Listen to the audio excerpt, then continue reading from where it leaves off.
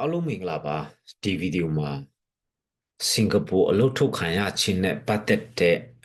ဗဟုသုတတွေကျွန်တော်အနေငယ်ပြောပြခြင်းတယ်ဆိုတော့အစအဆုံးထိနားထောင်ပေးပါဒီဗီဒီယိုတွေကိုကျွန်တော်ပြောခြင်းအဖြစ်အာအလုပ်ထုတ်ခံရနိုင်ခြင်းနဲ့ပတ်သက်တဲ့ဗဟုသုတတွေရပြီး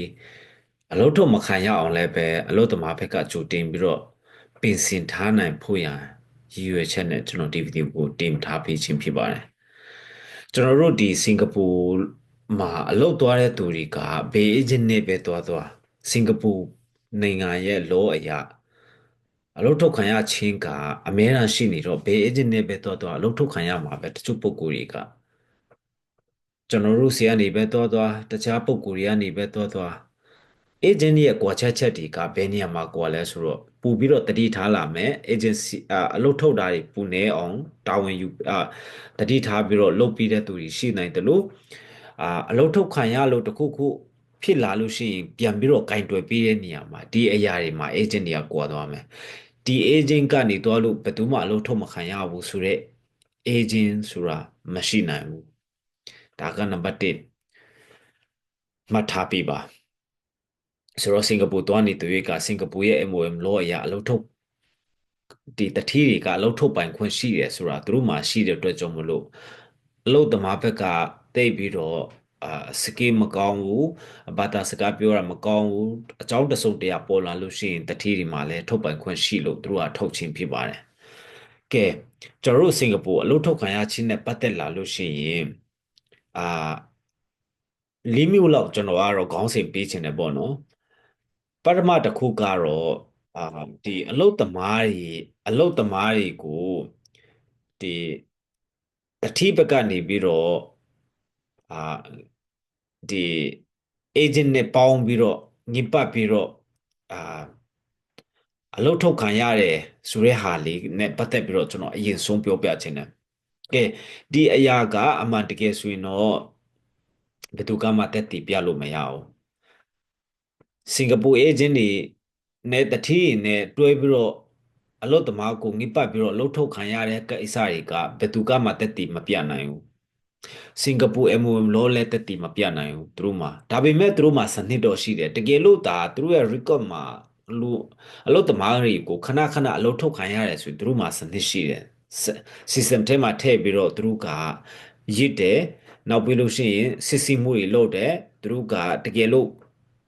များလာတယ်ဆိုရင်တော့သူတို့ license တော်မှသူကတင်ခွင့်ရှိတယ်တတိတွေလည်းပဲဓာတ်ရိုက်ခံရတယ်ဆိုတော့ဒီစနစ်တွေကသူတို့မှာအတတ်နိုင်ဆုံးသူတို့ကဒီလိုတတိတွေနဲ့ agent နဲ့ပေါင်းပြီးတော့လုပ်သမားတွေအလုပ်ထုတ်ခံရခြင်းမရှိအောင် MOM ကတော့အများကြီးစူးစမ်းပြီးတော့လုပ်ပေးနေရကျွန်တော်တွေ့ရတယ်ဘယ်သူကမှဒါကိုလက်တက်တီလည်းပြနိုင်မှာမဟုတ်ဘူးဒါကဆိုးတယ်ပေါ့နော်ဒါကြောင့်မလို့အရန်နေတဲ့ရှိရင်တောင်မှတန်တရားလောက်နဲ့ပဲပြောလို့ရမယ်အရန်လည်းနေတယ်ဆိုတော့ဒါကအဲ့ဒီအတွက်ကပြဿနာကြီးကြီးတစ်ခုလို့တော့တတ်မှတ်လို့မရဘူးနံပါတ်2တစ်ခုအနေနဲ့ကကျွန်တော်တို့ဒီတချို့ agent တွေစင်ကာပူ agent တွေကအမတားမှဆိုးတယ်သူတို့တွေကသူတို့ရဲ့ဝန်စာအတွက်ကိုသူတို့ကရှာတဲ့ခါမှာအားလုံးတော့ကျွန်တော်မပြောဘူးเนาะဒီနေရာမှာတချို့ agent တွေကိုပဲပြောတာစင်ကာပူ agent တိုင်းကိုခင်ဗျားတို့လည်းအဆူမမြင်နဲ့အပိဆိုတော်တော်ကောင်းတဲ့လူတွေရှိတယ်တချို့ agent တွေကငိပတ်တယ်ဆိုတော့ဒီတချို့ agent တွေကြတော့ဘယ်လိုလုပ်လဲဆိုတော့တတိတယောက်ကအလုပ်သမားတယောက်ကိုခေါ်ဖို့ကြိုးစားနေတဲ့ချိန်မှာဒီစင်ကာပူ agency တရုံးနဲ့တတိနဲ့ချိတ်ဆက်တဲ့ခါမှာတစ်ဖက်မှာလည်းပဲတခြား agent တွေကဒီတတိကိုအလုပ်သမားပို့မှာဆိုလို့ပြိုင်ဘက်အနေနဲ့သူတို့တွေကဒီတတိလိုအပ်နေတဲ့ချိန်မှာအမြန်ပြပကအလုပ်သမားမြန်မာပြည်ကနေပဲဖြစ်ဖြစ်တရုတ်ပြည်ကနေပဲပြပကအလုပ်သမားတွေကိုသူတို့ခေါ်တဲ့ခါမှာအမြန် interview လည်းကောင်းအောင်မလုပ်အားတော့ဘူးသူတို့ကခေါ်ပြီးတော့ထည့်ပြီးလိုက်တဲ့ကိစ္စကရှိနိုင်ချေရှိတယ်နော်ရှိနိုင်ချေအများကြီးရှိတယ်ဒီတစ်ခုကပထမဟာထက်အများကြီးများတယ်ဆိုတော့ဒီအလုပ်သမားတွေရောက်လာလို့စင်ကာပူတတိစီရောက်သွားတဲ့ခါမှာစင်ကာပူတတိတွေက shock ဖြစ်သွားတယ်စင်ကာပူ agent တွေဟေးခင်ဗျားတို့ငါလူချင်းတဲ့လူမမဟုတ်တာဒီလိုပုံစံမျိုးနဲ့မရဘူးလေဆိုပြီးတော့အလုပ်ထုတ်ခံရရင်အလုပ်ထုတ်လိုက်တဲ့တစုတတိတွေကဆိုတော့ဒီလိုအလုပ်ထုတ်ခံရလိုက်လို့ MOM ရဲ့ law အရစင်ကာပူ agency သည် သူ့မှာပိုက်ဆံကြံပါသေးတယ်အရှုံးမခံဘူးသူတို့မှာအရှုံးမရှိဘူးတဝက်ကသူတို့ကတင်ထားရတယ် MOM ရဲ့ lawyer အဲ့ဒီတဝက်ထဲမှာသူတို့ application fee တွေဘာညာကုန်တာပေါ့ဆိုတော့ဒါကြီးနှုတ်ရင်တော်မှသူတို့မှာအနှဲငယ်ကြံသေးတယ်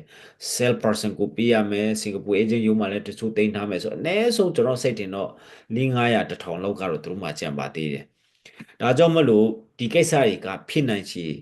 ရာခိုင်နှုန်းကပုံများသွားတယ်တခါတလေကြရင်ဒါကထားလိုက်ဒါအတွက်ဒါပထမနဲ့ဒုတိယကျွန်တော်ရှင်းပြပေးသွားပြီဒါပေမဲ့တတိယနဲ့စတုထအပိုင်းမှာကျတော့အလုတ်သမားတွေကိုယ်တိုင်ကလည်းပဲအများကြီးလိုအပ်လာတဲ့အပိုင်းမှာရှိတယ်ကျွန်တော်တို့ဒီအခု WPNTS မှာတွားပြီးတော့အလုပ်လုပ်တဲ့သူအများစုဒီအော်တရုတ်လူပြောတတ်ဖို့လိုအပ်တယ်စားတောက်ဆိုင်မှာဆိုရင်တရုတ်လူမျိုးတွေစင်ကာပူမှာ70%လောက်80ရာခိုင်နှုန်းလောက်ရှိတယ်ဒီ80ရာခိုင်နှုန်းမှာကပြည်ပကနေပြီးတော့ tourist တွေဝင်လာတဲ့တရုတ်လူမျိုးတွေအများကြီးရှိတယ်အများစုစင်ကာပူမှာကမ္ဘာအလှည့်ခရီးသည်တွေကတရုတ်လူမျိုးတွေဖြစ်မယ်လို့ကျွန်တော်ထင်တယ်ဆိုတော့စားတောက်ဆိုင်တွေမှာသူတို့သွားစားတဲ့ခါမှာတရုတ်လူမျိုးတွေအင်္ဂလိပ်လို1 2 3တောင်မှမပြောတတ်တဲ့တရုတ်လူမျိုးတွေအများကြီးရှိတယ်1 2 3တောင်မှမပြောတတ်တဲ့တရုတ်လူမျိုးတွေအများကြီးရှိတယ်သူတို့တွေစားတောက်ဆိုင်မှာလာစားပြီဆိုတော့တရုတ်လူပြောတတ်မှဒီအလောက်သမားတိုင်းကတရုတ်လူအခြေခံပြောတတ်မှရမှာအဲဒါကြောင့်မပြောတတ်ဘူးဆိုရင်တော့အဲ့အပြဿနာစလာပြီအဲဒါကြောင့်ကျွန်တော်တို့မြန်မာပြည်မှာတစ်လနှစ်လသုံးလလောက်နဲ့တင်ပြီးတော့စင်ကာတရုတ်စာကိုကောင်းကောင်းပြောတတ်နိုင်မဲ့သူဆိုတာကတယောက်တရာမှာ4-5ယောက်လောက်ပဲရှိမှာအမှန်တကယ်ဆိုရင်ကောင်းကောင်းမွန်မွန်ပေါ့နော်သူတို့နီးလောက်ပြောနိုင်တဲ့သူတွေဆိုတာမရှိနိုင်တော့ဘူးတကယ်ဆိုရင်ဘာသာရပ်တစ်ခုကိုဘာသာစကားတစ်ခုကိုကျွန်တော်တို့ကလေ့လာမယ်ဆိုရင်တော့3-4လလောက်နဲ့မလောက်ဘူးဆိုတော့တချို့ပုံကိုယ်ကြီးကြတော့လဲ4-5လ6လ9လတွေတင်ပြီးတော့တွားကြတယ်နည်းနည်းအဆင်ပြေတာပေါ့နော်ဆိုတော့ဒီနေရာမှာအလုပ်သမားတွေရဲ့ဘာသာစကားအားနည်းချက်တွေကအကြီးကြီးဖုံးကွယ်လို့မရအောင်စင်ကာပူဆိုတဲ့တထီးတွေကလည်းပဲတိမခံနိုင်ဘူးအလုပ်သမားကအဲ့လောက်တင်ယူမှုမမြန်ဘူးဆိုရင်တော့သူတို့က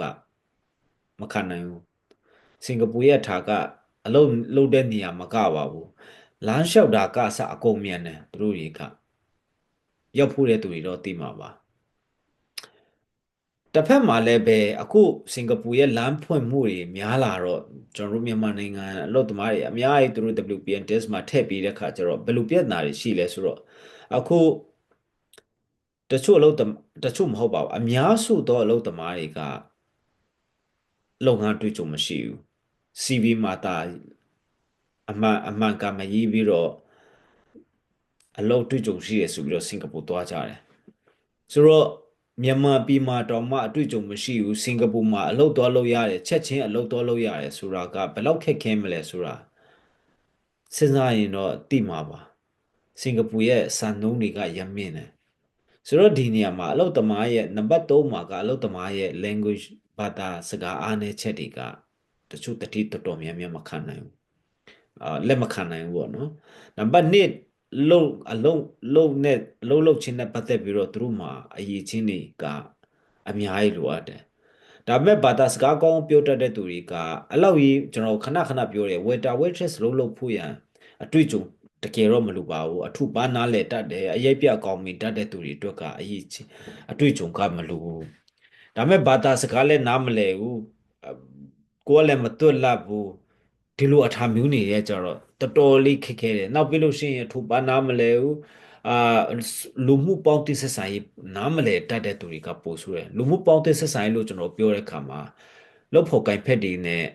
တဲ့အောင်ပေါင်းတတ်တဲ့သူမဟုတ်ဘူးဆိုရင်တော့ခက်တယ်